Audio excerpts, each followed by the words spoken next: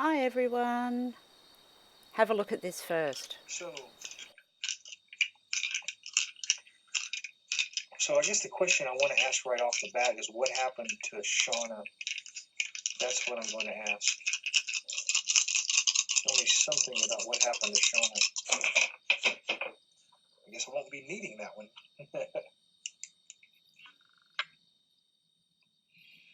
We have Virgo in the 8th house.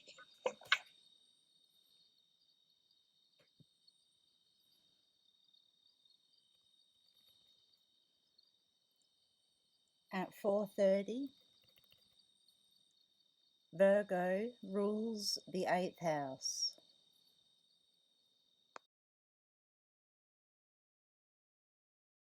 I am doing this reading and map for Shanna. Now, I don't know how to say it because it's American and I may be saying it wrong. Shanna Peoples. And it is based on the astrology and tarot reading that I just watched from Scott.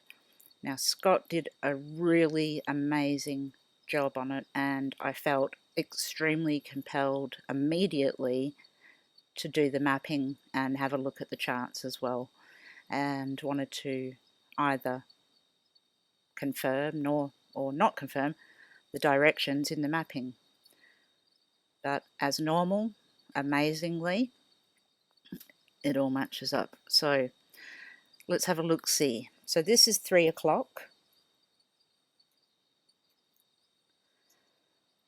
So this is the time that Scott first used, and it was the time when Shanna Peoples was last seen riding her bike outside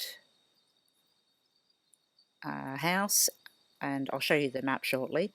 So this on the 8th of September 2011 at 3 o'clock she was last seen, or 3 to 3:30, riding her bicycle, and she was never seen again. And if you've watched Scott's video, which I highly recommend, if you haven't, I would go and watch that right now and then come back to this because it'll make a lot more sense.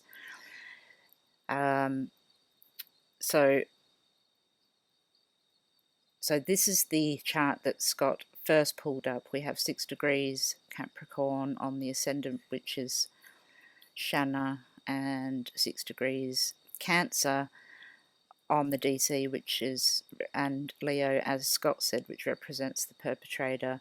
We have Mars inside of the 7th house, which can show us anger and rage. I just want to add that. So there's a few little things I'm going to add that Scott didn't add, but that's okay because the more we can go into it, the better.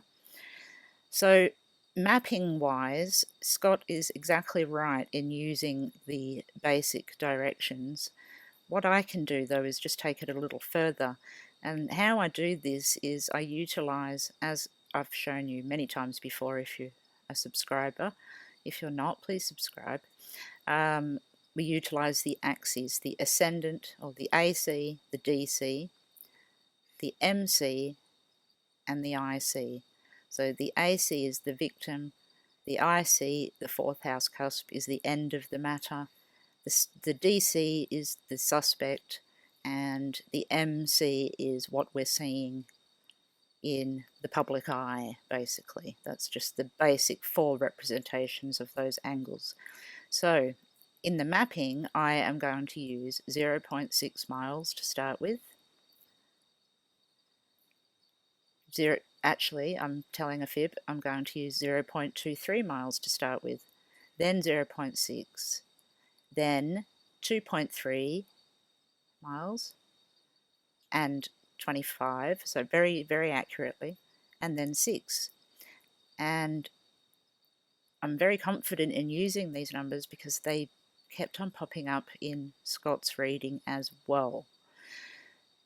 So something that I see in this chart, now Saturn does represent Shanna because it's Capricorn, and Aquarius being in that first house as well, and the moon is a co-ruler of Shanna and also the ruler of the perpetrator, which can be a tricky one. But this solidifies what Scott said, and that is after she left home, the perpetrator was not far behind, and it's in the decan of the moon as well, so he was on her street behind her. So that shows with it being in the first house as well, as Scott said. So he was in front of her. Well, he was actually behind her, and I'll show you on the map. So I can't rule out that there wasn't a female involved in this, but my intuition, as well as the chart, with Leo on the 8th house cusp and also within the 7th house, and the sun ruling in the decan of Saturn, which is not a great place, in Virgo, that so the sun is very pivotal here. The moon being in Aquarius, which is the opposite of the sun's rule, so not actually to do with the moon there, but I'm feeling that this is a male that is over 40, actually, an older male. So there's the authority figure, which Scott mentioned, and that is Saturn there. Although Saturn is representative of Shanna at the time, Saturn is in its loose aspect, but it's actually an aspect with the DC as well as the AC, so it's squaring both. It's actually in a T square with the DC, so Saturn is very involved in this, both sides, and so yeah, I'm in full agreement with Scott and his reading, that soon as she left the house, somebody was there waiting to follow her and did follow her. This person had anger in his mind, and here we have the 8th house of death, as we know, and all the things that Scott mentioned as well, rape and other horrible things like that. But we have Mercury at 29 degrees, which I don't like to see 29 degrees of anything in an event chart like this, especially being in the 8th house. So some communication has occurred straight off the bat that shows, it wouldn't have shown Shanna because she's so lovely, but probably another person would have seen this person was quite pent up, quite angry. There's an aspect even between Mars and Mercury here. And then we have that sun in the 8th house as well. So there's just a lot of anger here, and someone who just wants to take control of somebody else and take advantage of somebody who's a very lovely and innocent person. Okay, so we've got the map here, and amazingly, let's go in a bit here. Okay, so I'm going to have to move some things around because okay, maybe that's not going to work. Alright, I'll just have to point. Oh, something doesn't want to work here. Okay, so this is where she was saying, and you will see that on Scott's map as well. I like doing this view actually, it's much better. Now, as Scott mentioned, he felt as though that there was a change in directions. Okay, so I'm going to put it back to this. The 3rd house cusp, which was very important in Scott's reading and is very important because she was in her neighbourhood and local at that time. The 3rd house cusp is 20 degrees of Pisces. It's on the wrong line there. It should be over here. That's this one here. So as you'll see in Scott's map, his arrow goes this way. She definitely came out of her road up here. Now, the moon, this is the moon line here, and that's the perpetrator line.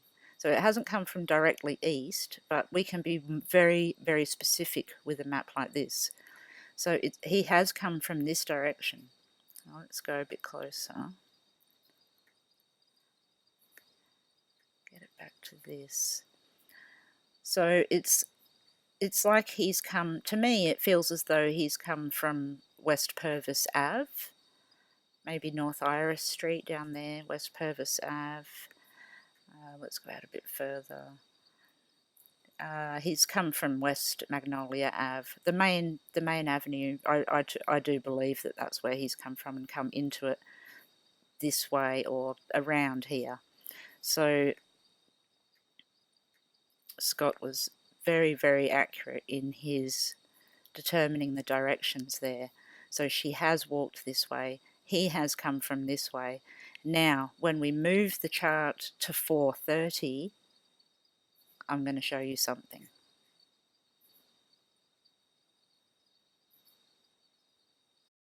Okay, so this is 4:30.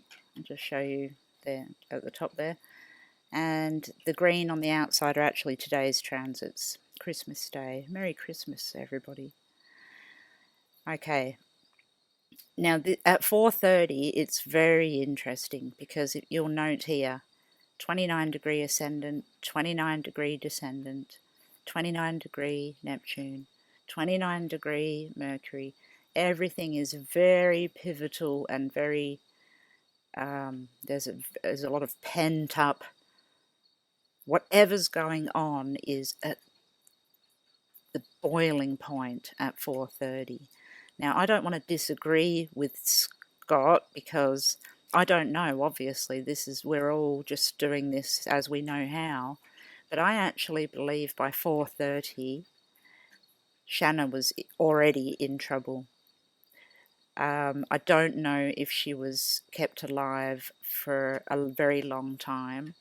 It's possible with Aquarius and Capricorn being so prevalent that she was, but what I'm seeing with this here is that it's likely at 4:30 something happened because we even have her ruler Saturn moved right into the 8th house of death at that point as well. So the 4th house, the end of the matter, is definitely a place we can look and move a chart to. So Scott, you're right in going forward so far, but in this instance, just moving forward till 4:30 when we know the phone was turned off, because her phone was turned off by then, 4:30. I do believe that something was really pivotal here. So the 3rd house cusp here, I want to use it again for the travel. So that is 13 degrees of Aries. So now I'm going to show you something very interesting again. Here's the map. This line is the 13 Aries at 4:30. So, as Scott said in his reading, it's like she went here and then at some point has diverted over to the over to the east side. But essentially what this has now done is given us a wedge of an area to look in. So now here's my mileage. 0.23 is that close, 0.6 miles is that far, and 1.6 miles is this far, and it goes out and out and out, but we need to obviously start quite close. So the wedge here is, I always like to look at a wedge. The wedge is going to the Choctawhatchee River and this bushland here.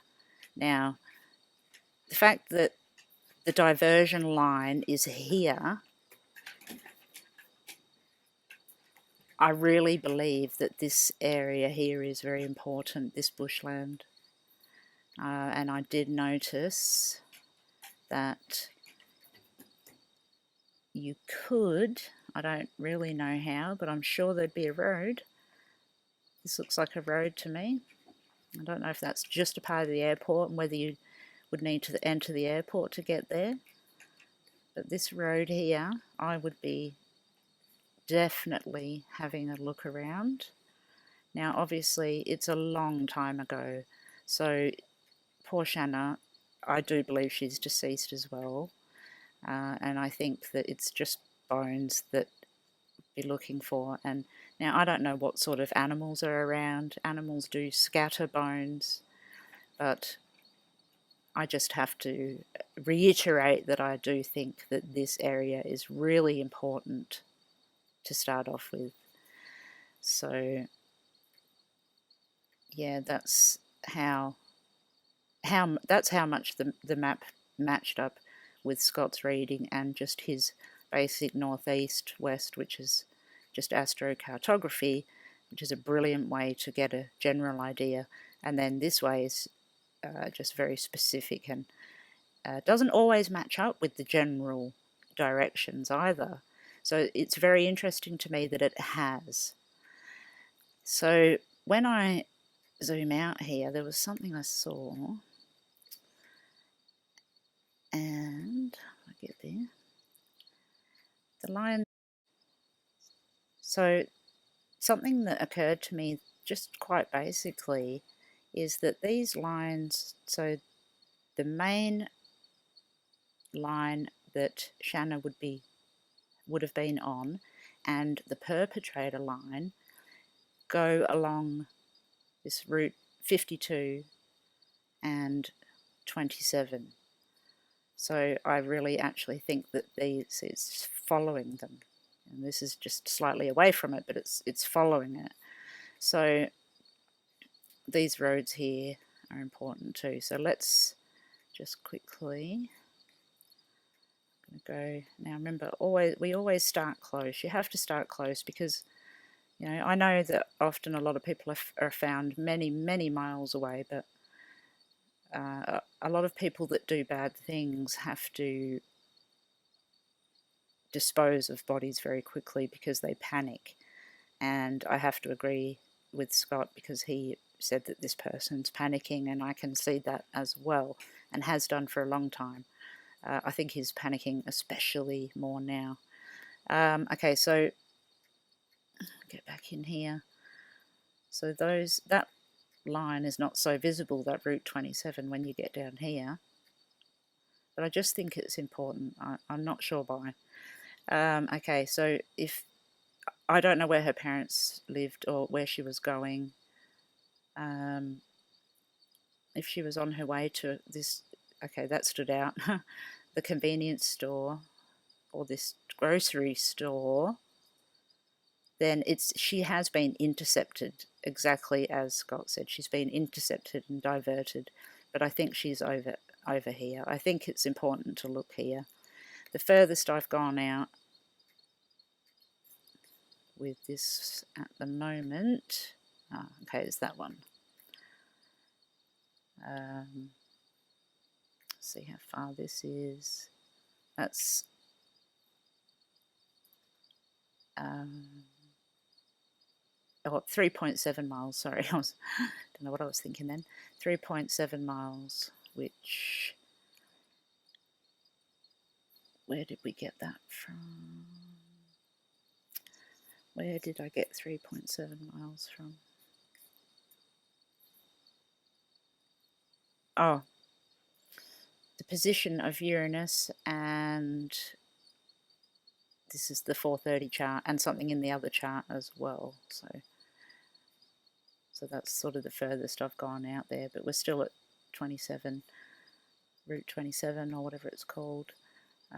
Let's see what's around the edge of this. More woods. Okay, so this would probably be the second area that I would look around.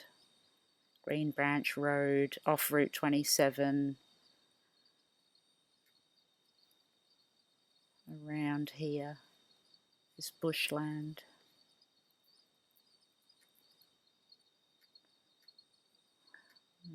I mean, it takes us to this house. I don't know whose house that is. I can't assume to know that. We have water here. I don't think she's in water. I do believe she's in the woods. So I don't know if she's that far out, to be honest. So I will go back to where I think that it's important to look. And again, just to reiterate Scott's reading. I think she went up North Morris Street. He intercepted her, and there's a diversion, and it's gone this way. Maybe she turned right down West Maple Ave. But I do believe that this area here needs to be looked at. The river runs through here, I do see. Okay, let's have a quick look at something else. So this is the 4:30 chart, and I believe that this shows us a lot. The moon is very close to the ascendant, which is at 29 degrees. So that brings the perpetrator really close to Shanna. Mercury has moved into the 7th house at 29 degrees. It's opposing Neptune. Now have a look at this bit of... Which is going to come in about a man.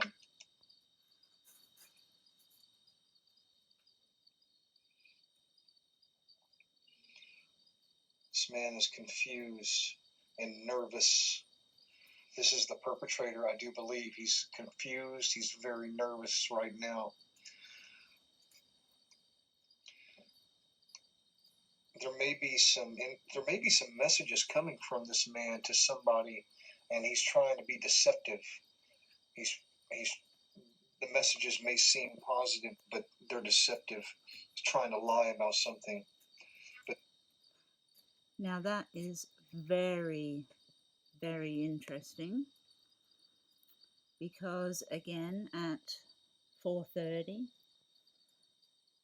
we have Mercury at 29 degrees, which is not a good position in the 7th house, the communication, opposing Neptune at 29 degrees exactly as well. Therein lays the confusion and deception that Scott just mentioned. Okay, so you would have just seen that little bit of video about how Scott's reading coincides very well with this here. So at 4:30 we have 29 degrees on the angles, a 29 degree Mercury in the decan of Mars, which is an aggressive person, somebody who's angry at the lack of communication with that opposition to Neptune. So this complete lack of communication between the two, because Shanna was just so lovely and this person was so angry and felt and was authoritative over her. She was confused. I mean, we have Neptune in the 1st house. This is her at 4:30. She was confused. Chiron is right next to Neptune, so that's not a very nice sign. So she was confused at what was happening, what she was being told. I actually believe that she knew this person. With Cancer on the DC, 29 degrees here, with Leo wholly inside. So we've got an intercepted house with Leo there. We've got the male, the over 40, who's at the end of his rope with talking and ready to do something about it. Now, just quickly, I'll finish up. These are the transits at the moment. I do believe that when Saturn, because Saturn is very key in this, and now have a look at this as well. These have all gone into the 8th house of death at 4:30. But Saturn transiting, I think when it hits 29 degrees of Capricorn, there's going to be answers. Because that's the whole Saturn thing just put together. Finding her body, having resolution, and being able to turn over a new leaf, to leave this behind. Her soul needs to clear this. Her family, I believe they're passed away, but this needs to be cleared. And this 29 degrees shows me that when Saturn and Pluto go over it, it'll hit 0 of Aquarius, and then the answers will come out. So I do believe that's roughly April next year. Okay, I'm going to leave it at that. Okay, I will say one more thing. At 4:30, with the signs here that I'm seeing that it wasn't a good time for her, the end of the matter, the womb and the tomb, the end result shows me that it is possible and likely that she was actually strangled. So it's a terrible, terrible story, terrible case, and it's so unfair that a beautiful girl like that has suffered. And if anyone knows anything, please use the details below. If you can be anonymous, just if you know anything, please just, let's let this girl rest. Okay, thank you very much, and thank you, Scott, very much. By the way, Scott is getting really fantastic at forensic astrology, criminal astrology. I love watching it. Thanks, Scott. And thanks, everybody else. You take care. Have a lovely rest of your Christmas. And I pray that next year Shanna is found. Okay, bye-bye.